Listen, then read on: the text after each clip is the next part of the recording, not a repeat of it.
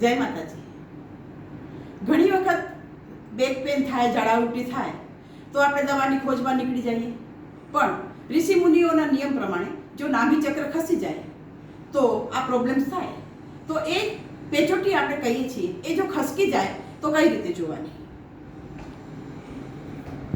બંને હાથની હથેળીને આમને સામને રાખી અને ટચલી આંગળીના જે જોઈન્ટ રેખાઓ છે એને સામે ગોઠવી દેવાની. પછી પૂરી હથેળીને સીધી મૂકી દેવાની અને આ બંને રેખાને જોઈ લેવાની. જો રેખા સામસામે છે તો પેચોટી નથી, અથવા રેખા ઉપર નીચે છે તો પેચોટી છે.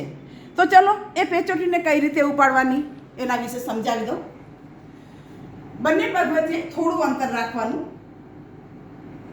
પછી જમણા હાથને સીધો રાખી અંગૂઠો નીચે આંગળીઓ ઉપર ગોઠવી અને અંગૂઠાને 5 વખત શોલ્ડરને અડાડી અને ફેંકવાનો છે.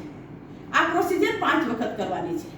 પછી એવી જ રીતે ડાબા હાથમાં અંગૂઠો નીચે અને આંગળીઓ ઉપર સેમ પ્રોસિજર 5 વખત કરવાની છે.